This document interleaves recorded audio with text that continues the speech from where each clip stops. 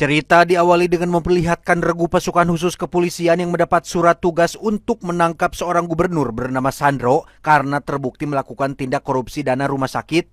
Tanpa menunjukkan rasa panik sedikit pun, Sandro malah menawari mereka segelas kopi espresso panas. Would you like some coffee?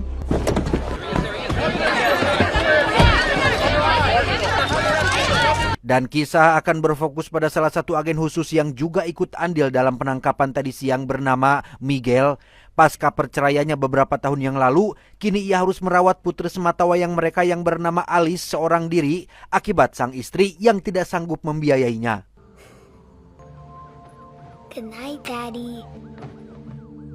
Keesokan paginya, Miguel dan satu rekannya bernama Edu pun melakukan interogasi terhadap Sandro. Dari hasil data di lapangan, beliau ketahuan menggelapkan dana rumah sakit sebanyak 2 miliar dolar lebih. Dan 2 miliar dalam bentuk dolar loh ini, yang jika digunakan dengan jujur, mungkin tidak ada lagi yang namanya kekurangan obat dan perlengkapan medis. Mungkin tidak ada lagi antrian panjang dan penundaan layanan akibat kurangnya dana operasional yang ujung-ujungnya berakhir pada kematian pasien karena tak kunjung mendapatkan tindakan.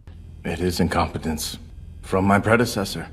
Do you know how much spending deficit I inherited from the previous office? Bukannya mikir setelah digenggerehkeun, Sandro justru mengalihkan pembicaraan dengan menyalahkan gubernur lama yang meninggalkan defisit keuangan secara signifikan.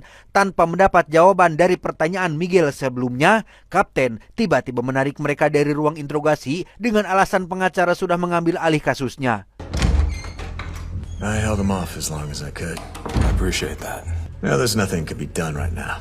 Setibanya di rumah sakit, Miguel kembali pada rutinitasnya sebagai ayah yang terbilang sangat pandai membuat Alice merasa nyaman. Hingga tak lama mereka kedatangan mantan istrinya yang bernama, kita panggil saja Yuli. Selain datang menjenguk, Yuli juga ingin mengajak Miguel dan putrinya menonton pertandingan bola yang beberapa hari lagi akan digelar di kota ini. Yeah, looks like we're going to the stadium.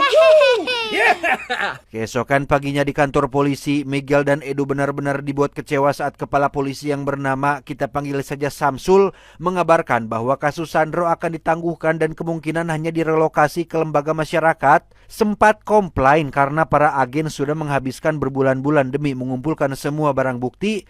Samsul yang entah disuap berapa dolar pun justru malah memberi tugas baru menangani kasus sengketa kepemilikan tanah sebagai bentuk upaya pengalihan isu.